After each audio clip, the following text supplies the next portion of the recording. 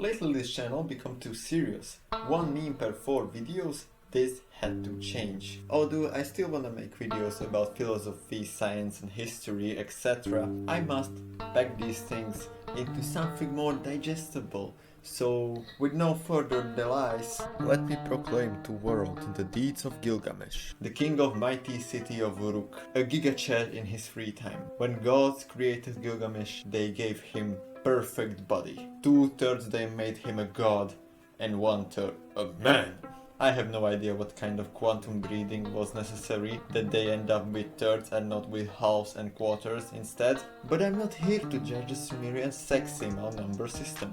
Gilgamesh ruled with an iron fist, and the people were sick of it. He worked the plebs all day long. His lust left no virgin to her lover, neither the warrior's daughter, nor the wife of the noble. Yet this is the shepherd of the city, cried out all the beta male cocks who couldn't handle Gilgamesh's sadness. The gods heard the crying of those lazy fucks and actually decided to do something about it, making them more reliable gods than any ancient, heck even modern gods in terms of technical support. They were like, motherfucker, Gilgamesh is so OP, we should nerf him, but goddess Ninsun was like, no one will nerf my son. So they had to come up with a little bit creative plan. What if we just copycat Gilgamesh, make that copy a more furry-like and let these two fight till exhaustion? Enkidu, you are a genius. So the first power creep was created, kids.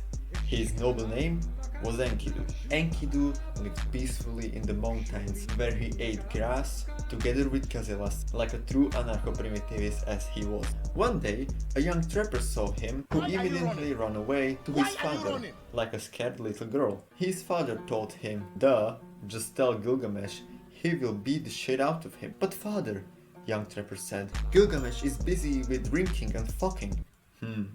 You're right, son. Plan B. Go to the House of Pleasure in Uruk. Take a big titty anime waifu bride and put her in front of that majestic beast. When he will try to beg her, the animals will reject him because they are naturally inclined to be scared of humans. Then he will have no choice other than leave the wild with the bride, the young trapper said. What the fuck, an unironic piece of wisdom in this toxic masculinity driven narrative.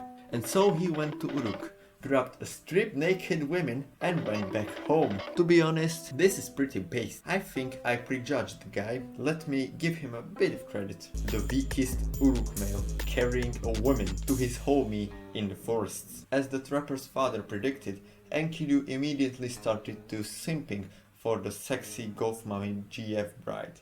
As he did this, animals left Enkidu on his own devices. Because bros over hoes, man. Enkidu asked the bride for feet pics, but the bride told him that first he must assert his dominance by beating up the biggest alpha male in Uruk. She will bring him to Uruk so Enkidu can see Gilgamesh in all of his manliness. And so the two went back to Uruk. Meanwhile, Gilgamesh can't fall asleep because of dreams he has.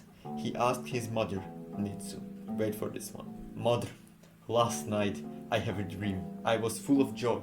I woke through the night under the stars. Meteor of stuff of Anu fell down from the heaven. I tried to lift it up, but it proved to be too heavy.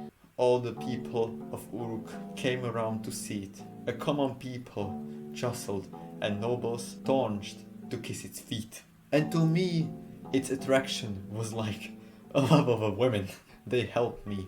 I braced my forehead and raised it with my tongs and brought it to you, and you proclaimed it as my brother. Also, I have this strange feeling that something coming from the mountains to kick my ass for being a shitty king. The meteor you saw in your dreams isn't a lie, a friend, a brother, a gift I'm giving you. A little brother! That's great, because for a while I was afraid that that thing would beat me up in front of everyone, making me look like a loser. Yeah, I mean, you still had to beat the fuck out of him. Wait, what? Sorry, I don't make the rules. Back to Enkidu, who is helping a group of shepherds for whatever reason as a guarding animal man.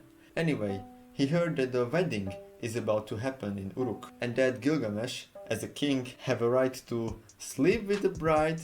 First the king Then the husband pays, and Enkidu is like, this is pretty fucked up, and decides to change the old order. That's right, he will sleep with the bride first, then the husband, or whatever. And so he ventured to the city, where he challenged Gilgamesh. The guests on the wedding were like, oh, who is this to challenge our magnificent king? But then they realized, oh wait, maybe we should give him a chance, regardless that he's a furry. Like why? Do you remember when we were praying for some day off to the gods? Yeah, and what? Well, I think that this might be their response. I don't know, man. Last time I sacrificed my firstborn son to the gods for some rain, it led to nowhere. Regardless, it worth a try. And so the two juggernauts finally met, rushed to each other like two bulls, fighting in what was probably the gayest wrestling match to witness. It's not like there were that much witnesses, because don't forget,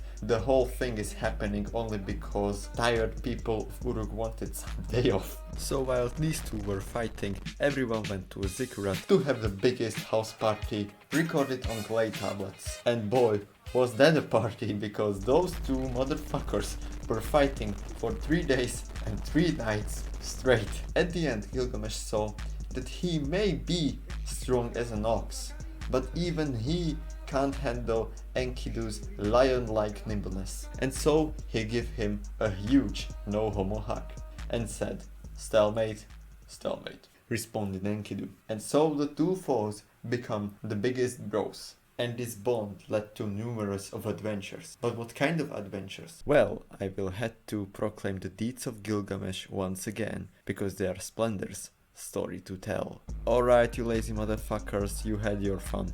Now back to work. Also, this is my new bestie, and his balls are ready to make some mad ass love. So from now, we will need twice as many bitches.